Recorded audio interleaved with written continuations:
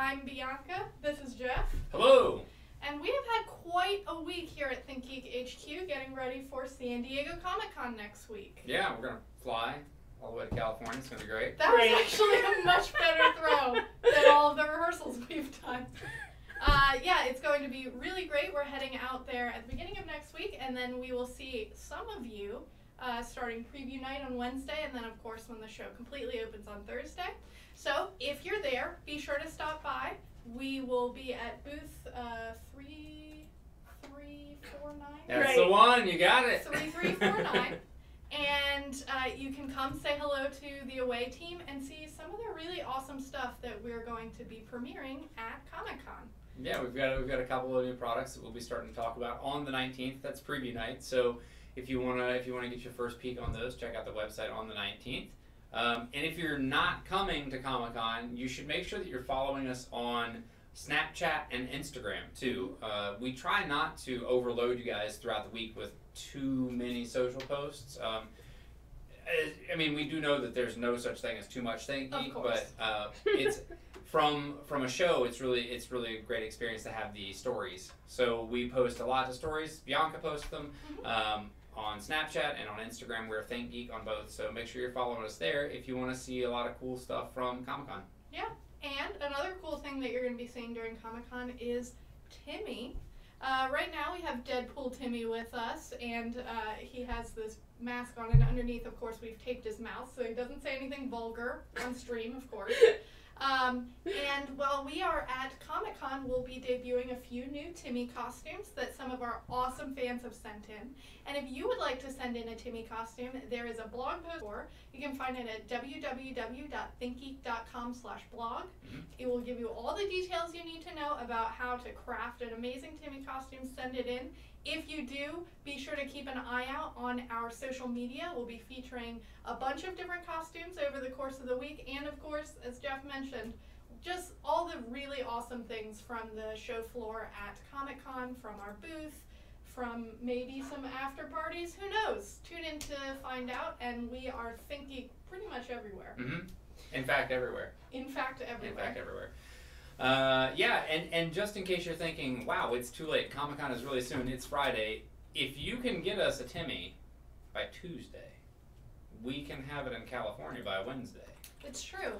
And if that's just too soon for you, we do have more conventions later this year. We have one more left, that's PAX West. PAX West. It's 2017 now. It's 2017, I'm still back in 2015. PAX West. That is in the first weekend of September. The 1st through 4th. September 1st through 4th.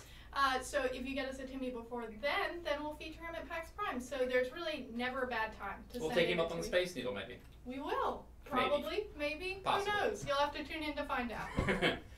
So beyond what we're debuting at Comic-Con, we do have some really cool stuff available this week. Yeah, and maybe some more of it's even Deadpool. I mean Hello Kitty. But I also mean Deadpool, right? You do also mean Deadpool. This is our brand new Hello Kitty backpack. This is the same as the backpack worn by Deadpool in the movie, in the first movie.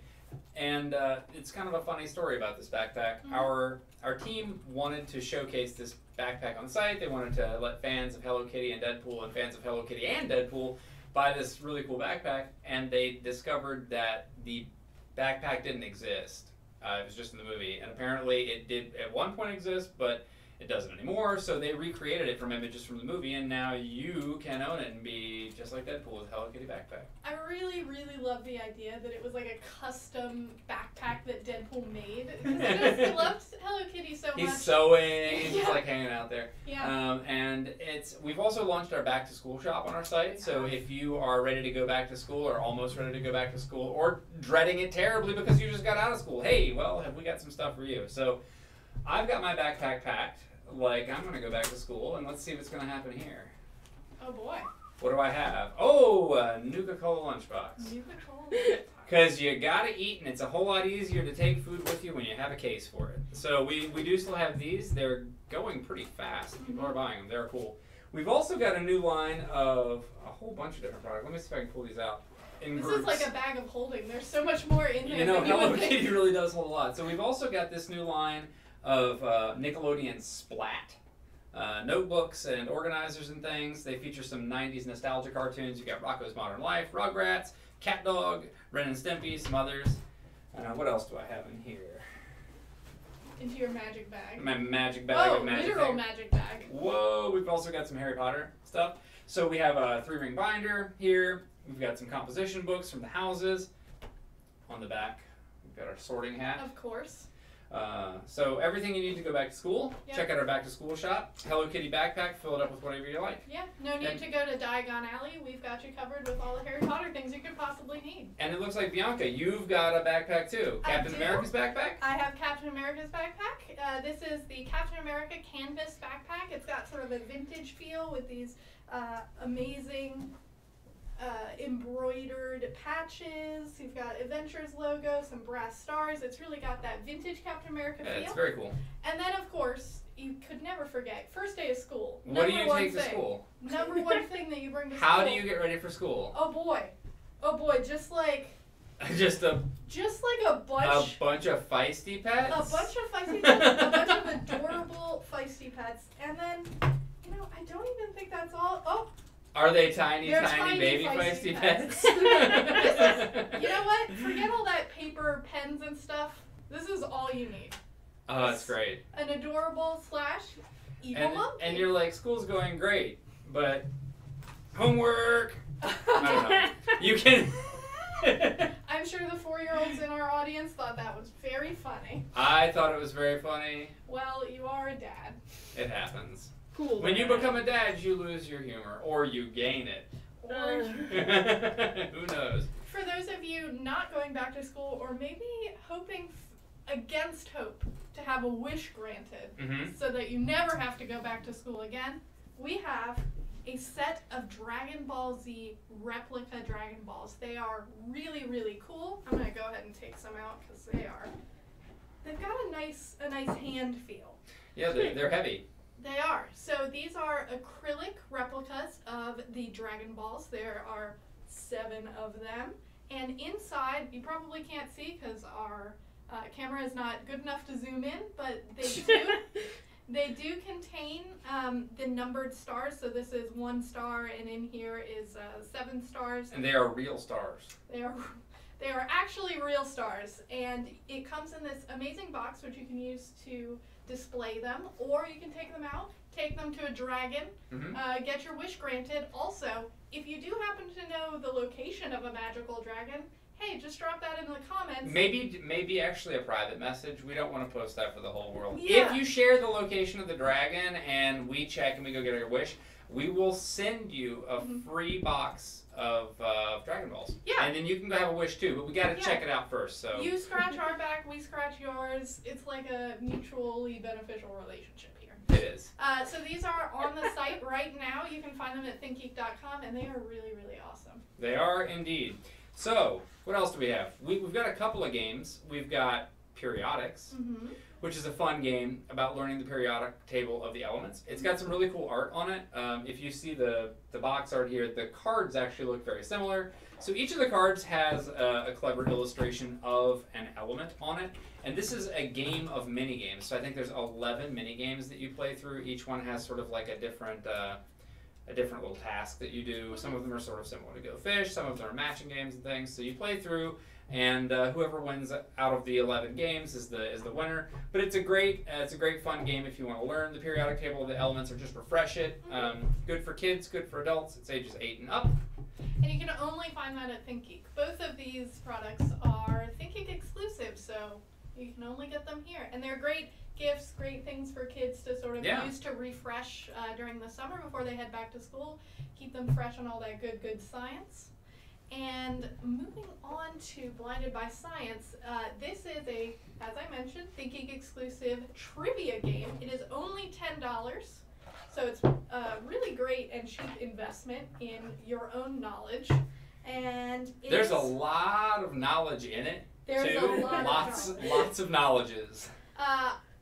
As you can see, there are just a ton of cards, and there's actually 220. 220. That's how many cards make a ton. Yes, exactly 220 cards per ton, and they range in topic across every possible science thing you could imagine.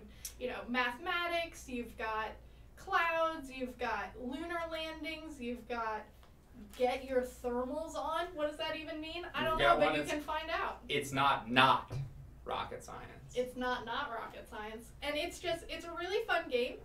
If you actually check out our previous videos, we did a live stream on Monday of 2 teams playing Blinded by Science, all ThinkGeek employees, and you can watch how much we don't know about science, because these questions are not super easy. Like, there aren't a lot of gimmies. There aren't. They're the right kind of hard, though, because a lot of these trivia questions are like, you'll read the question and it's one of those tip of your tongue moments where you go, oh, I really know that. It's there, it's in my brain, and I've just got to access it. And sometimes you'll be able to pull that out. Or sometimes you'll do like we did on Monday and just do pretty bad. Maybe like talk about peregrine falcons for 6 minutes instead of answering a question. Who knows? To be fair, it wasn't 6 minutes, it was maybe 2, and it was a great story. Look back to Monday if you want to hear me tell a great story about peregrine falcons, the finest bird that ever flew. Yeah, maybe, I mean, you can tune in just to watch us play. That part's fun. Maybe not that part, just skip over that part. Yeah, it could be. So we're gonna play some Blinded by Science for you now. So the way that this game works is that each of the cards has a topic on the back or the front, depending on what your perspective is, and some questions on the reverse. The questions, there's either 3 or 4 questions on each card, and the back denotes the topic. If you were playing in a team, if you were playing this sort of like officially, not necessarily in a team, you'd lay out the cards, and depending on how many cards you laid out, that's how long the game lasts. So you can play a short, a medium, or long game. The player who most resembles Charles Darwin goes first. They pick the card that they want to be asked questions from, and then the other player asks those questions. So we're going to go through some questions here. We're not going to give each other the opportunity to choose. We're going to do it the worst possible way and ensure that we're as dumb as we can be here today. So I'm going to give these a shuffle. Yep. And obviously, I look the most like Charles Darwin, so I'm going to start. All right, so we'll cut the deck here, and we'll go. Oh, look at this! You came out pretty lucky. I did. So more pie, please, is Bianca's topic. All right. In pie, the number, not the food. Yes. What digit follows 3.14? 1. Oh, very good. 3.1415, and that's all I know. That's all anyone needs to know. All you had to do is say 3.1415, and you could have gone, and that's pi. And you wouldn't have to tell anybody. That's why. It ends after that 5. You wouldn't have had to tell anybody that you didn't know more of it. Okay, so that's a point for Bianca. Yes. What is the formula for the surface area of a sphere? Oh, God. It doesn't get any better from here. Brush up on your math chops. Area of a sphere. Shall I put you out of your misery? You shall. It's A equals 4 pi r squared. Here we go. Can we? Let's do another one. This is good. No. Come on, math fiends. No. Let's see if you can beat Bianca to the answer in the chat. Well, assuming that anybody knows it. I mean, this is tough stuff. Okay. What is the formula for the volume of a sphere? Volume? Oh yeah, that's the one. V equals. Yep, you're off to a good start. Off to a good start. V equals. Pi. Great. No, we're done here. V equals 4/3 pi r cubed. Oh, obvious. You know what? Maybe I should pack up my Hello Kitty backpack and go back to school. It's been quite a while. Well, you know what? Let's just see how you do, my friend. Let's do it. All right, cut the deck. See what we get. All right, we're cutting it. Ooh, behave, it says. All right. Oh, boy. Oh, no. What famous Russian researcher is best known for feeding dogs? Pavlov. Do you know his first name? Pavlov. I'll take it. Ivan Pavlov. You're going to win because they gave you easy questions. Or because I'm smart. True or false? Classical conditioning is a type of learning in which the strength of a behavior is modified by the behavior's consequences, such as reward or punishment. True or True. false? false. Oh no. That is operant conditioning. Spicy. I don't know why I said that. While still a graduate student, B.F. Skinner developed the operant conditioning chamber, a container used to study animal behavior. What is this apparatus also known as? B.F. Skinner. A Skinner box. I don't know. It is a Skinner box. Yeah. I can't believe I gave you that one. Yes, it is a Skinner box. Jeff is the winner. That means, Jeff, you get ice cream after this. It's me dropping the mic. I won't do it for real because that would be pretty unpleasant to listen to on stream. No. No. As you can see, even if you know a lot about science, there's a ton to learn. It covers a very broad range of scientific topics. It's really fun to just play with your friends. It's a nice, chill game that you can sit around, play with your kids, play with your friends, play with your family, and it's only $10. And there's no board to it. All you need is a notepad or a smartphone or something just to keep score. Yeah. So. And you know what? You're so smart, you can probably keep score in your head. And I think that pretty much brings us to the end of products for this week. It does.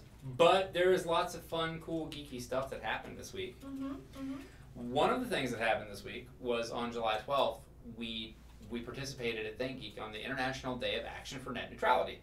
And this was in support of strong net neutrality regulation to maintain Title II classification of the internet, so that essentially that ISPs are not allowed to establish fast lanes or throttle content and decide who gets sort of priority treatment. So we're pretty passionate about that here at ThinkGeek. We started life out as an ISP. We did. And you know, it matters to us how the internet evolves because we kind of grew up there. So we had some questions that a lot of you asked about net neutrality and why ThinkGeek was involved. So I'm going to answer the top 3 questions that you've asked about net neutrality. And if you have any other questions, hit us in the chat. We'll be happy to come back and answer them later, or possibly on stream if we see them in time.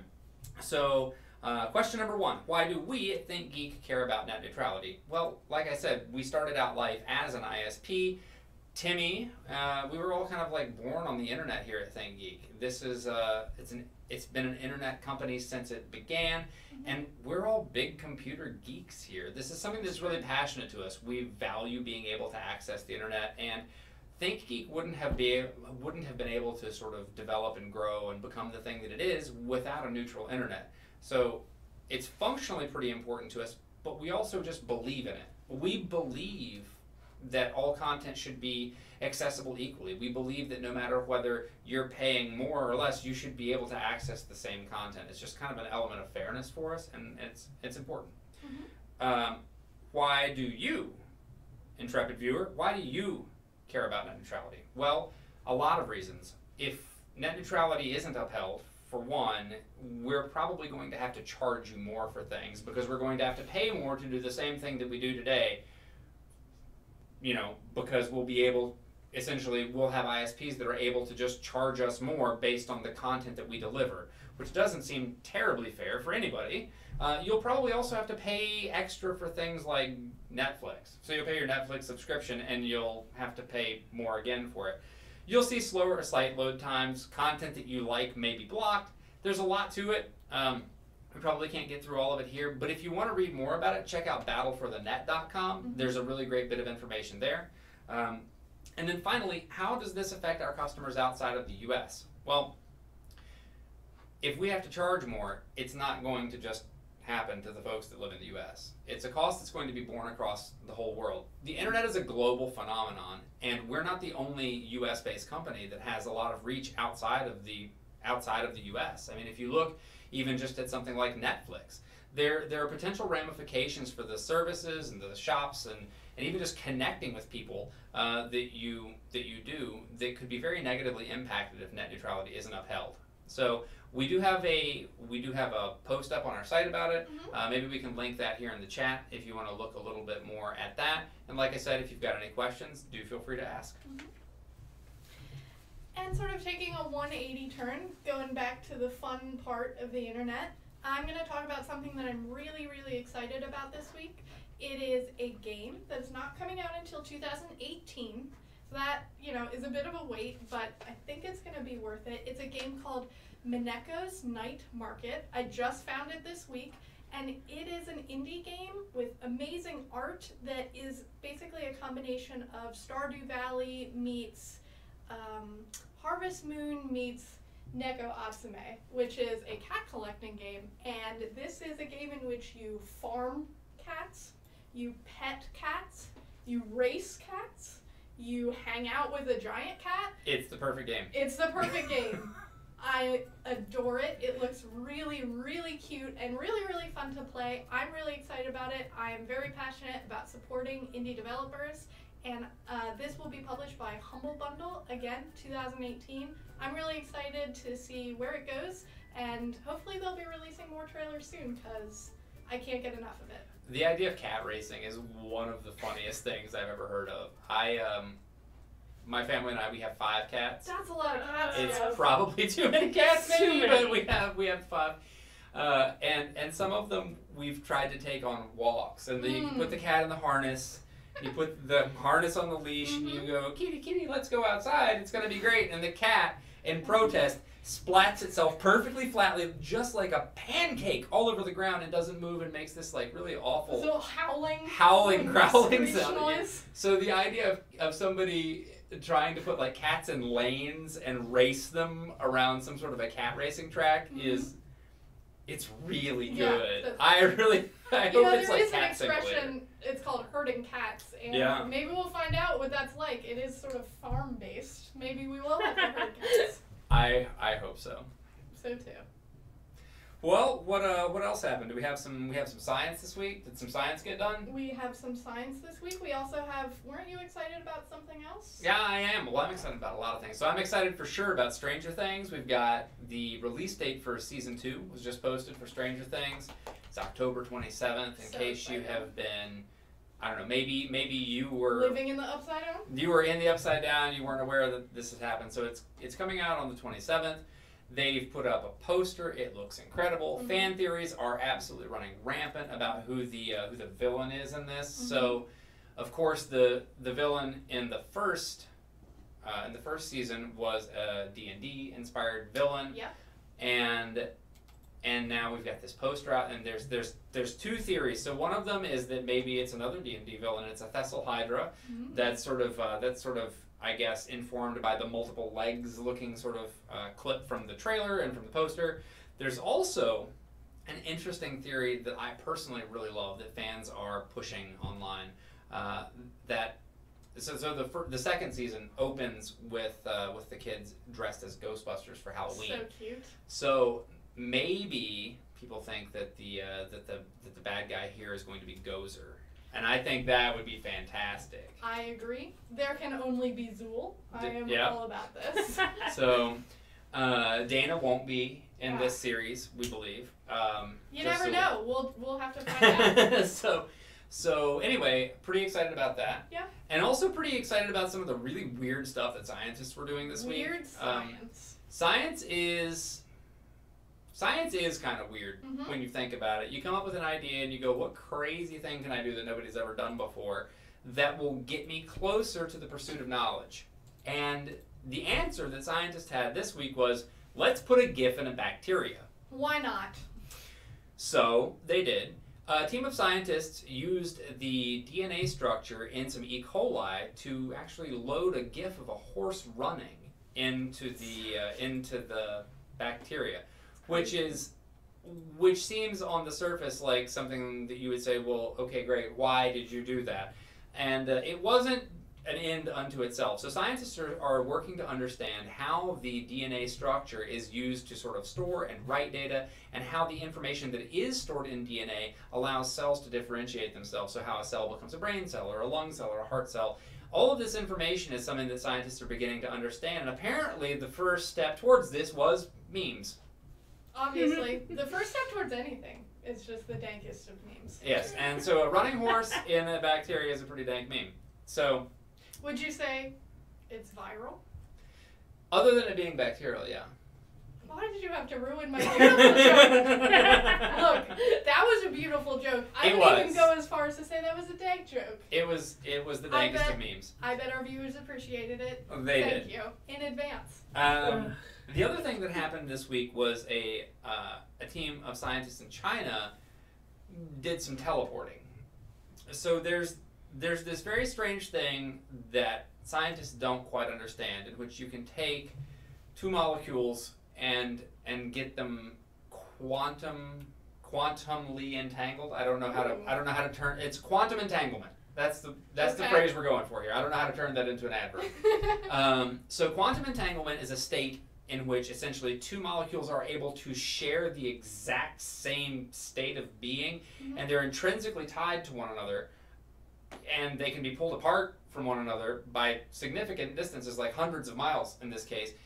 And essentially what happened was these Chinese scientists took these two photons, which were in this state of quantum entanglement, and they kept one on Earth and they sent another one up, way up into space in a satellite, and changes to one of them were instantly reflected in the other one. It's pretty incredible. So this is the first step in sort of teleporting data from one place to another. This quantum entanglement thing happens with lasers and crystals, and I don't understand it. Just a whole bunch of science. Whole bunch of magic. You know, they say anything that is sufficiently advanced science is almost indistinguishable from magic, but scientists themselves don't quite understand how quantum entanglement works. They're working to untangle that.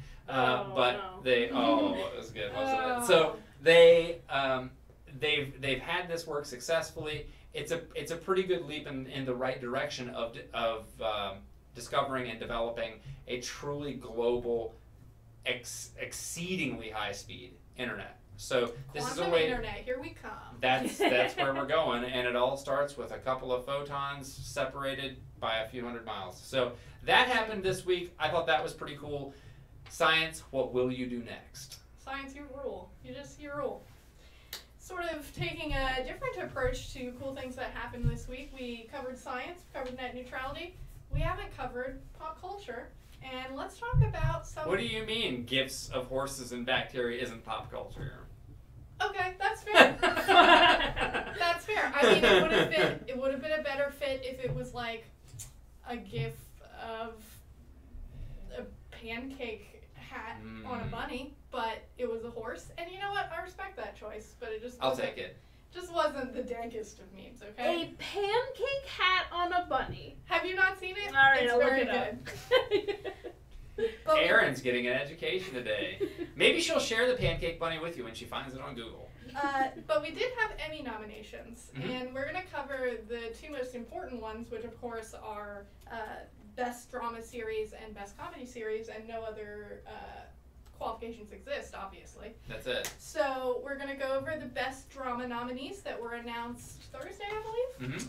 And so we have Better Call Saul, we have The Crown, The Handmaid's Tale, House of Cards, This Is Us, Stranger Things, and Westworld.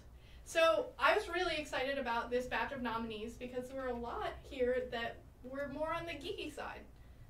So we had Stranger Things, of course. Jeff, you're clearly very excited about it. I'm in the Stranger Thing camp, for sure. Westworld, that took all of us by storm this summer. I could not stop watching it. It's one of my favorite shows that came out this year, and I'm very, very happy to see that it's been nominated. I also really enjoyed watching The Handmaid's Tale. Love me some good dystopia. Of the nominees for Best Drama, I'm gonna have to go with Handmaid's Tale. Look, I thought the acting was outstanding. I thought the story was very compelling. Don't get me wrong, love Stranger Things, love Westworld, but I think Handmaid's Tale just puts it just a little above the rest. Well, I'm gonna go for Stranger Things, but of course you are.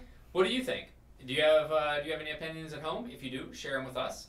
We would love to know what your pick is for this category, and also why. So I can tell you why you're wrong, and it's The Handmaid's Tale, and it's fine. James Marsden.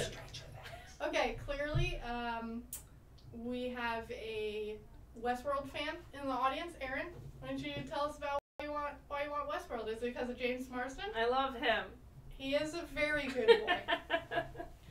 We also had the nominees for Best Comedy, which were Atlanta, Blackish, Master of None, Modern Family, Silicon Valley, Unbreakable Kimmy Schmidt, and Veep. Mm-hmm. This is much harder for me to choose as I do love many of these.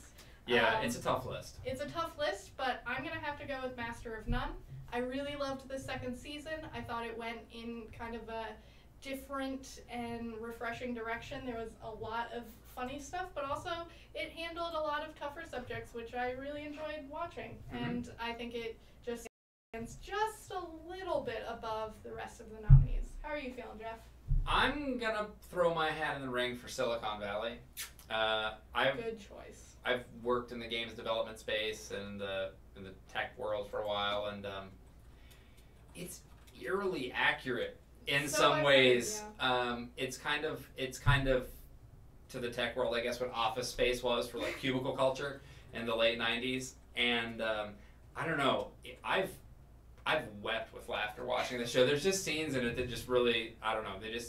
They strike very true and very funny, and it's got a great cast. So that's my vote. Tell us what you think should win in Best Comedy Series. And why it's Silicon Valley. And why it's whatever you think that it is. And we'd love to hear what you have to say. We'd also love to hear if you have any other comments about anything we've gone over at the show, what you think about quantum entanglement and putting the dankest of memes in bacteria. What should actually have been the first GIF put in a bacteria? That's such an iconic question. It just tells you so much about yourself. It does. I think it should have been something with a red panda, because everything should be something with a red panda, just obviously. Obviously. But yeah, if you've got any thoughts on that, let us know. And if there's anything you're itching to see from Comic-Con, besides, of course, the great things that we're going to announce on the 19th, let us know. Maybe, just maybe, Bianca can go get some footage of it for you. Maybe we can share that with you online. But if there is anything that you're looking for, send us your comments, and send us a Timmy if you can. Yeah. And so be sure to keep in touch next week as we are at San Diego Comic-Con. Lots of cool stuff coming out for both ThinkGeek and just being there. We're really excited to share it with you. And thank you for tuning in today. That's all we have from ThinkGeek this week. We will be back next week. And I've been Bianca. I've been Jeff. Happy Friday. Happy Friday.